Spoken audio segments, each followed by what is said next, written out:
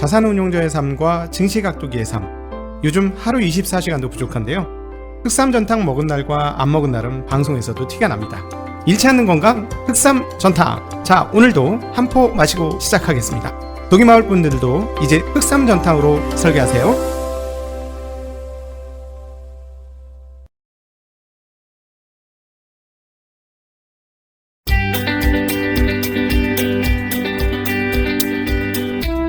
닭이 사는 증시각도기. 안녕하세요, 증시각도기 시청자 여러분, 투자자 여러분, 독이마을 여러분, 그리고 오디오 클립과 팟빵을 통해서 듣고 계신 청취자 여러분, 반갑습니다. 10월 6일 수요일 아침 증시각도기 TV 시작하도록 하겠습니다. 자, 오늘 드디어 반등을 했습니다. 자, 이렇게 되면은 한국 투자자분들은 나는 멍미, 우리는 어디에 있는 겁니? 뭐 이런 생각이 드는 뺨 맞고 때린 사람은 안 보이는 뭐 그런 그 웃기는 상황인 거죠. 네. 어찌되었건 이렇게 미국 시장을 조금 더 보긴 해야 돼요. 지금 미국 시장에서 가장 눈에 띄는 띵 하고 눈에 띄는 대목은 뭐냐면 다섯 글자 한글로 다섯 글자 인플레이션. 자, repeat after me. 오늘 피곤해갖고 말이 잘 안 나. 인플레이션. 네, 인플레이션을 시장이 목도하기 시작했고 인정하기 시작했다라는 겁니다. 바로 이 점으로 인해서 채권 금리가 상당히 많이 올랐어요. 얼마나? 5bp나 올랐어요. 지금 현재 얼마? 1.528%예요. 네, 많이 올랐죠. 근데 이게 조금 독특하다고 말씀드릴 수 있는 거는 뭐냐면은 기존에는 이런 정도 수준의 악재가 있으면 채권 시장이 강세, 즉 금리를 떨어뜨리는 방향성을 잡았습니다. 어떤 정도의 악재? 셧다운이 있잖아요. 부채 한도 협상이 18일 날 안 되면 자넷 옐런 의장님 말씀에 의하면 재앙적 상황들이 온다라고 얘기해서 계속 그래요. 재앙적 상황들이 오는 이런 상황에서 금리가 올랐다라는 것은 경기가 침체 가능성이 있음에도 불구하고 금리는 오른다라고 생각하고 있는 거예요. 근데 여기서 이제 더 오르면 이제 연준은 골 때리기 시작을 합니다. 왜냐하면 이번에 이제 고용이 나오잖아요. 고용이 나오는데 이번에 한 47만, 48만 이렇게 얘기가 예상이 되고 있지 않습니까? 그런 정도가 나온다면 적절한 수준, 디센트?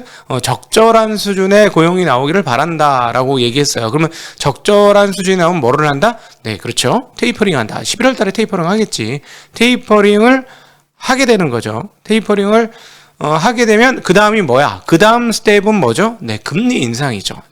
그러니까 지금 시장은 상당히 큰 악재 요소를 가지고 있음에도 불구하고 이번 거 테이퍼링 하는 거 확실하며 그것이 금리 인상으로 연결될 것이다 라고 생각하고 있는 거예요.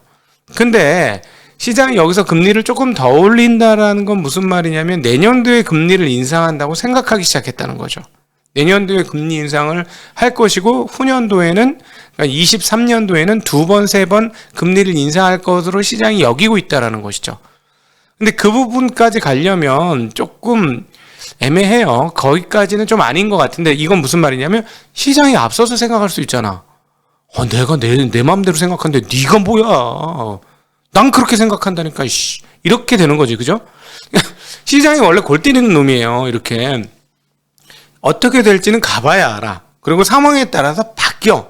연준의 스탠스는 요랬다 저랬다 왔다리 갔다리 해. 그래서 시장의 예상보다 더 늦게 금리를 인상할 수도 있고 예상보다 더 빨리 금리 인상을 할 수도 있죠. 그러나 어쨌든 시장은 예상을 하는 거잖아요. 예상을. 근데 누구 마음대로? 내 마음대로 하겠다는데 나도 내 마음대로 할 거야. 이런 개념인 거죠. 시장이. 근데 시장이 이래서 웃기는 거예요. 시장이 이래서 웃기고 그래서 그런 측면에서 조울증 환자라고 표현한 거죠.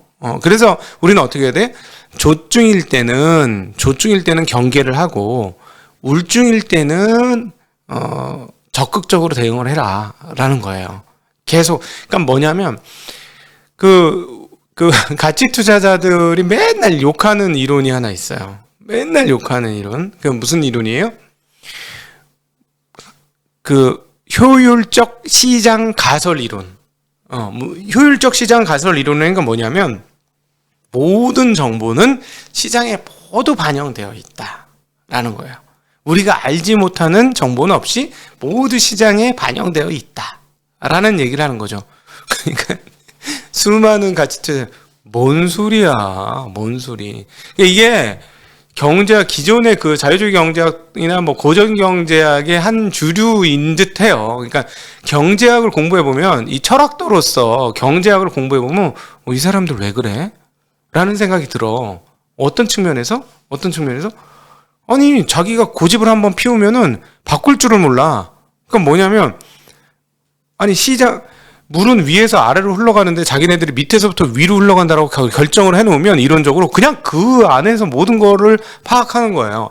지금 위에서 아래로 내리고 있는 것은 순간적으로 잠깐 잘못된 현상이 나타난 것으로 어떤 그 지형적 뭐에 의해서 이렇게 영향을 받으나, 그러나 물은 밑에서부터 위로 흐릅니다. 막 이렇게 하는 게 있어. 그래서 제가 이 경제학이 보니까 학이라기보다도 사이언스라기보다도 약간 이데올로그구나라는 걸 많이 느꼈어요.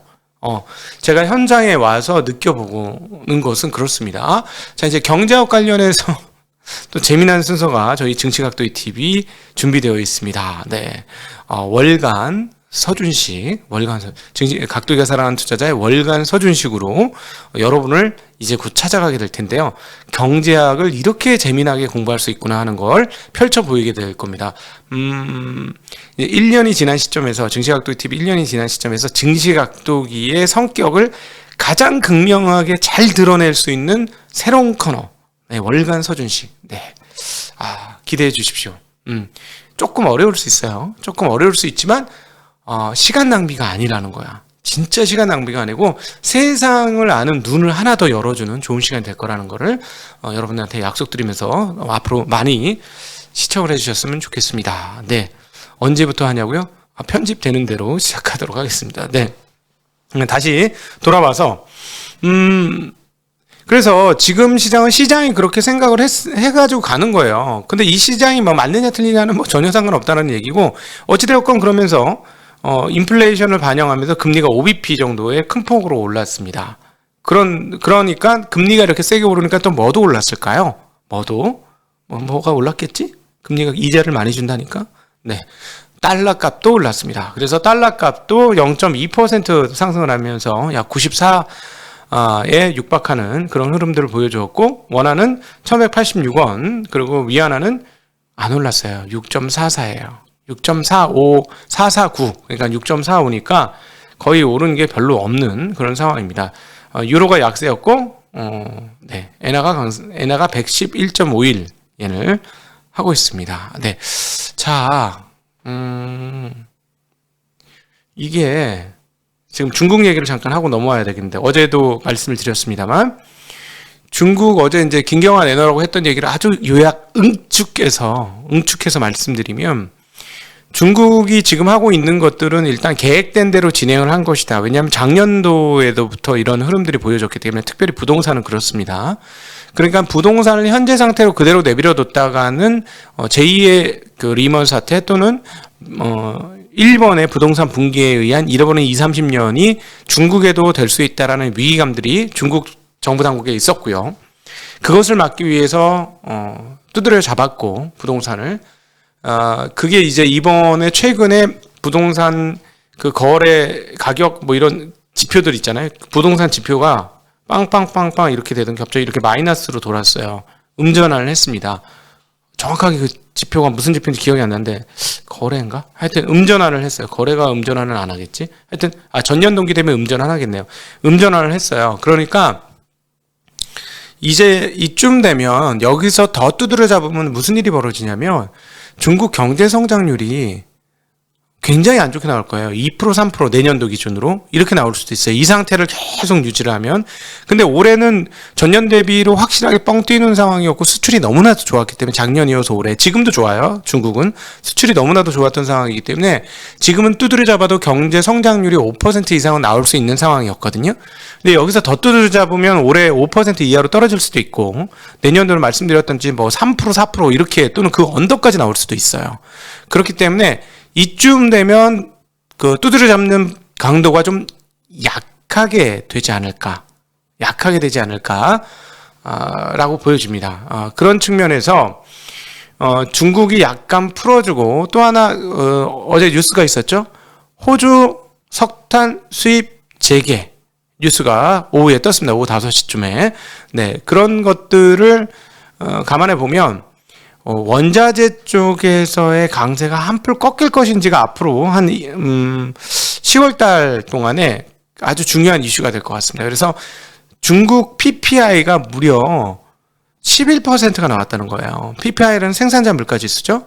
이건 무슨 말이냐면 너무너무 원자재가 올라서 이렇게 되면 중국 원자재 생산업체들이 수지를 맞출 수가 없어요. 그냥 적자가 나는 그런 상황이라는 거죠. 그렇기 때문에 이런 정도 상황이면 숨고르기 정책이 나올 수 있는 상황으로 갈 것이고, 그래서 그 숨고르기 관련 정책 중에 가장 눈에 띌 정책은 부동산 관련 정책이니까 여기서 부동산을 더 두드려 잡으면 내년도 경제 성장을 아예 안 나오는 상황이니, 자, 여기서 그러면 어떻게 부동산을 약간 풀어주는 뉴스가 나오면 중국발 그동안의 그 강력했던 악재 요소들이 조금 가라앉을 것이다 라는 게 어제 얘기했던 것의 핵심적인 요소입니다. 저도 상당히 들으면서 설득이 됐고요. 가능성은 충분하다. 그리고 이미 부동산 뚜들 잡은 지는 꽤 오래됐었거든요. 근데 이런 정도로 지표가 나쁘게 나오면 여기서 더 누르기는 조금 쉽지 않을 것이다. 그래서 만약에 중국에서 완화 정책이 나오기 시작하면 아마도 이건 각도기의 뇌피셜인데 그때부터 공급 쪽에서의 인플레이션 요소들이 감하기 시작할 것입니다. 그냥 뚝 떨어진다는 게 아니고 감하기 시작할 거예요. 그리고 공급 적체는 지금 미국의 물류 관련된 이슈가 상당히 크기 때문에 그거는 이제 코로나 관련된 이슈가 조금 더 많이 내려가는 그 시점에 물류 관련 이슈가 해소가 될 것이다. 그렇다면 언제쯤? 11월 이후쯤을 봐야 되겠죠. 근데 크리스마스 이후로 적체가 해소되지 않을까 싶습니다. 왜냐하면 크리스마스 때까지 할 일이 너무 많거든. 이미 너무 많이 쌓여있는 거 해소하는데 뭐 한 달 더 걸리고요. 지금부터 한 달은 해소하는 데만 한 달 걸리고, 그 다음에 계속해서 추수감사절 크리스마스 선물들이 쌓이는 상황이니까 그 공급량이 또 많기 때문에 그것도 해소하려면 또 일정 부분 걸릴 테니 아마 크리스마스 이후로 공급 적체가 해소될 건데, 미국의 공급 적체 상황은 코로나가 조금 꺾이는 그 시점, 미국 기준으로 코로나가 이제 좀 완연하게 꺾여서 사람들이 진짜 편하게 돌아다닌다 하는 상황들, 그리고 일터로 복귀하는 게 좀 쉬워진다, 이런 상황들이 나오면 그 공급 적체까지 해소가 되는데, 아무래도 크리스마스 시즌은 넘어야 되지 않을까요? 그거는 뭐 그런 식으로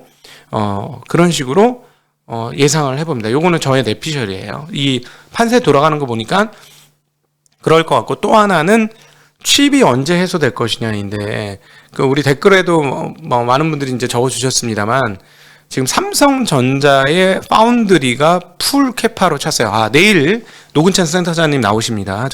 나오시는데, 그거는 이제 녹화해서 빠르면 주말, 그 다음 주말이나 이렇게 나갈 건데, 그거 물어볼 거예요. 도대체 지금 삼성의 파운드리가 어느 정도고, 마진율은 어느 정도고, 그러면은 삼성을 이거를 성장 동력으로 봐야 되느냐 여부인데, 만약에 이게 맞다면 혹시 우리 시청자와 청취자분들 중에서 삼성전자를 갖고 계신 분들이라면 이제부터는 조금 편안하게 가셔도 돼요. 주가가 떨어질 만큼 떨어졌어요. 제가 보기에는 저기서 추가로 떨어져 봐야 그렇게 얼마나 크겠어.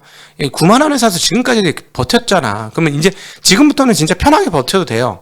9만 원에 사신 분들은 불안했지. 그래서 저희가 계속 했던 얘기는 뭐야? 삼성전자, 현대차 물어보면 제가 항상 했던 얘기가 뭐예요? 저는 2배 이상 안 오를 주식은 잘 안 하는데요. 2배 정도 오를 가능성이 있는 주식만 하는데요. 그래서 저는 그거 안 보는데요. 왜 자꾸 저한테 물어보세요? 이런 개념으로 제가 얘기했잖아요. 근데 이제부터는 괜찮아. 제가 보기에 이제부터는 괜찮은 것 같고요. 여기서 더 떨어지면은 저보다 목표 수익률이 낮으신 분은 접근 가능한 시점 아닌가. 그런 생각이 들어요. 여기부터 더 떨어진다면 높은 수익률 예상하지 않고 한 10에서 한 30% 사이 원하시는 분들은 삼성전자 접근 가능하지 않을까? 그런 생각이 듭니다. 어쨌든 그렇고, 세계 공급 적체 중에 핵심 요소는 뭐다? 네, 반도체. 특별히 자동차에 쓰일 반도체가 언제 풀릴 것인지 여부가 상당히 중요한데, 요게 풀리고 앞서 말씀드렸던 물류가 풀리고 중국은 풀릴 것 같다는 얘기예요. 아무리 봐도 4, 4분기에 가셔야 될 것 같고 하니까, 그렇게 되면 일단 그 시그널을 항상 먼저 체크하잖아, 시장은. 그러니까 반도체 공급이 되면서 4, 4분기에 자동차 판매량, 신차의 출하량이 정상화되는 그 순간부터는 오히려 인플레이션에 대한 그때까지는 계속 올라가다가 인플레이션 기대치가 올라가다가 그때부터 인플레이션 기대치가 조금 떨어지지 않을까 하는 예상을 충분히 돌려볼 수 있는 그런 상황이다. 정리되시죠? 정리되시죠? 이건 칠판에다 써가면서 얘기해야 되는데, 네, 그렇습니다. 네. 어쨌든 지금 상황들은 시장은 인플레이션을 상당히 인식했고, 그것으로 인해서 금리도 상승했고, 그로 인해서 달러도 강세를 시현한 상황입니다. 부채 인식을 많이 안 했어요. 부채 한도 협상에 대한 인식을. 굉장히 근데 관련된 발언을 보면 후덜덜합니다. 옐런 장관이 이렇게 말씀하셨어요. 나는 10월 18일을 마감 시점으로 여긴다. 우리가 정부의 청구서를 갚지 못할 경우 재앙이 될 것이다. 그것이 경기 침체, 리세션을 야기할 것으로 충분히 예상한다 라고 얘기했어요. 그리고 인플레이션과 관련해서도 얘기를 좀 하셨는데요.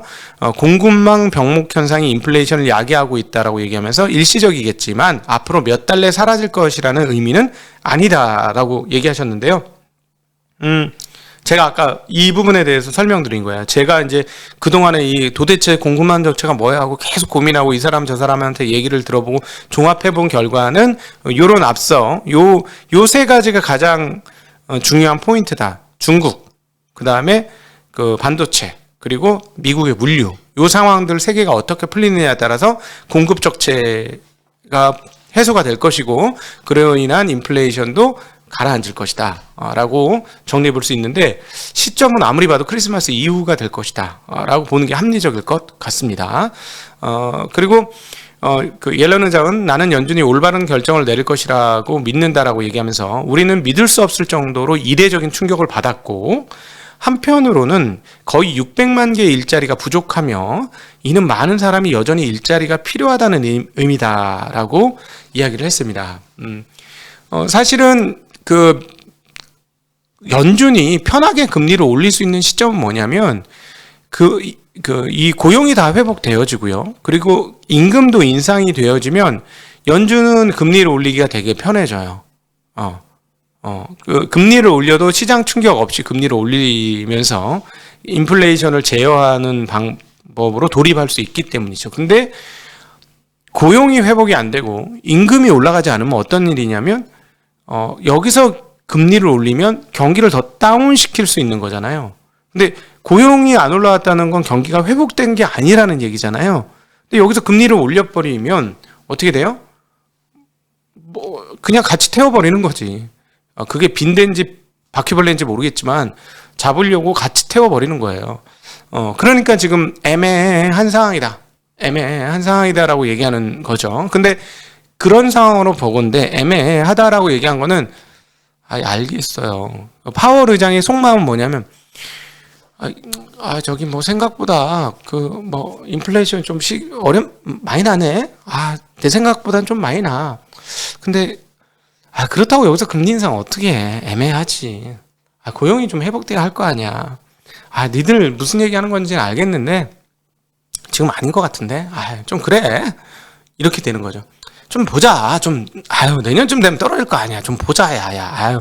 내 말은 좀 잘못했고. 이게 영원히 가겠니? 좀 기다려보자. 이게 지금 파월 의장의 속마음이다. 그리고 연준에 대해서 지금 옐런 의장이 말한 연준이 올바른 결정을 할 것이라고 믿는다에 바로 이 뉘앙스가 깔려 있다는 거예요. 지금 인플레이션 알겠는데 그렇다고 여기서 경기 죽여놓으면 이도저도 안 된다라는 것이고, 인플레이션을 조금 용인하는 상황 속으로 그냥 빠져들어가는 게 차라리 낫고, 그러다 보면 공급 적체가 해소되는 그 시점에서는 언제 그랬냐는 듯이 봄날에 눈 녹듯이 인플레이션이 사라질 거니까 그때까지는 인내가 필요하다라는 게 제가 보기엔 옐런 의장이 말한 얘기고, 그동안에 파월 의장이 말한 톤이 아니겠느냐, 그 속마음이 아니겠느냐라고 정리해 볼 수 있을 것 같습니다. 찰스 에번스 시카고 연방은행 총재가 공급망 병목 현상과 기타 문제가 가라앉고 물가 압력이 사라지게 될 것이다라고 이야기했고요. 인플레이션이 일단 떨어지면 우리는 여전히 저금리에 있을 것이다라고 얘기했고, 예상했던 것보다 오래 걸릴 수 있다고 생각하지만 의심의 여지가 없다라고 얘기했습니다. 그러니까 제가 오늘 얘기했던 거하고 좀 어떻게 궤를 같이 한다고 보이시죠? 예, 그런 상황입니다. 그 미국 무역 수지가 8월 그 무역 수지가 나왔는데요. 전월 적자가 전월 대비 29억 달러가 증가한 733억 달러로 역대 최대치를 경신하는 무역 수지 적자가 발표됐습니다. 7월에는 703억 달러였습니다. IHS 마켓의 9월 서비스 구매 관리자 지수 PMI 확정치가 나왔는데 계절 조정 기준으로 54.9가 나왔고 예비치는 54.4였습니다. 그리고 공급자 관리협회 ISM이 있어요. 또 다른 IHS 마켓과 다른 곳에서 9월 서비스 PMI 발표했는데 여기서는 61.9가 나왔습니다. 전달은 61.7이었고요. 예상치는 60이었으니까 여기서는 16개월 연속 확장세가 유지가 되었습니다. 자, 유가가 골 때리죠. 자, 오펙 애들 되게 웃겨. 유가 낮을 때는, 감산 못하겠어요. 40달러 할 때는, 안 돼. 해야 돼. 더 할 거야. 막 이랬는데 갑자기 75달러 오고 나서, 단일 대우로 똘똘 뭉쳤습니다. 똘똘 뭉치면서 감산을 유지할 거. 이런 상황들이 나오고 있어요. 이 부분도 그 인플레이션의 영향 분명히 미치죠. 분명히 영향 미치는데 이 부분에 관해서는 아까 이제 중국 요소를 말씀드렸는데 중국이 석탄을 재개하기로 했고 중국이 이제 대대적으로 원료가에 대한 단속을 시작했는데 그거는 사실 되게 어렵다는 얘기이기도 하죠. 그럼에도 불구하고 뭔가 완화적인 조치를 일부만 하게 돼도 제가 보기에는 중국이 워낙 원료 사용의 슈퍼파워이기 때문에 흔들릴 수는 있어요. 그래서 자, 그 부분에서 봐야 될 것 같고, 지금 뭐 천연가스도 5년 내 최고 수준이고요. 브렌트유도 82.59달러로 굉장히 높은 가격으로 갔습니다. 여기서 더 올라가고, 그 다음 달러가 강세고, 이런 상황들은 한국이 결코 좋지 않아요. 한국에는 결코 좋지 않아요. 달러 강세고, 유가 강세면 한국 업체들한테는 썩 좋진 않죠. 수출 수지는 좋을 거예요. 근데 주식시장 입장에서는 썩 좋진 않고, 유가가 올라가는 거는 한국 기업한테도 좋은 뉴스는 아니다. 이렇게 정리해 볼 수 있겠습니다. 자, 네. 요 정도로, 네. 정리하고 질의응답으로 들어가도록 하겠습니다. 제가 어제, 한 4시간밖에 못 자갖고 목소리가 좀 갈라지는데, 끝나고 나서 저는, 19금 약인 흑삼전탕으로 보신을 한번 해보도록 하겠습니다. 자, 여러분 함께 해주셔서 진심으로 감사합니다. 안녕.